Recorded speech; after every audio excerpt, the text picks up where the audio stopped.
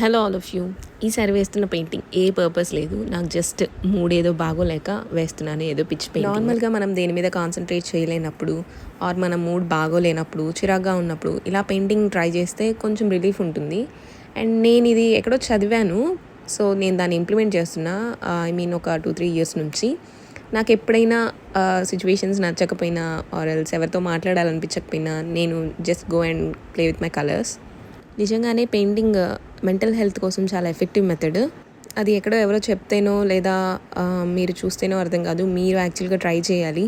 ఆ కలర్స్ని స్ప్రెడ్ చేస్తున్నప్పుడు నిజంగా ఒక తెలియని సాటిస్ఫాక్షన్ అండ్ రిలీఫ్ ఉంటుంది. అండ్ ఇంకో విషయం, మండల ఆర్ట్స్ గురించి మీకు తెలుసా? అవి కూడా యాక్చువల్గా మెంటల్ హెల్త్ కోసం చాలా మంచిగా వర్క్ అవుతాయని విన్నాను నేను. అందుకే మన పిల్లల కరికులంలో ఇప్పుడు painting one of the main subject అవుతుంది. ఏజ్తో సంబంధం లేదు, ఎవరికైనా యాంగ్జైటీ ప్రాబ్లమ్స్ ఉన్నా మెంటల్ ఇష్యూస్ ఉన్నా సరే పెయింటింగ్ ఖచ్చితంగా రిలీఫ్ ఇస్తుంది. ఒకసారి ట్రై చేయండి. పెయింటింగ్ డ్రాయింగ్ రాకపోయినా పర్వాలేదు, జస్ట్ గో అండ్ పెయింట్.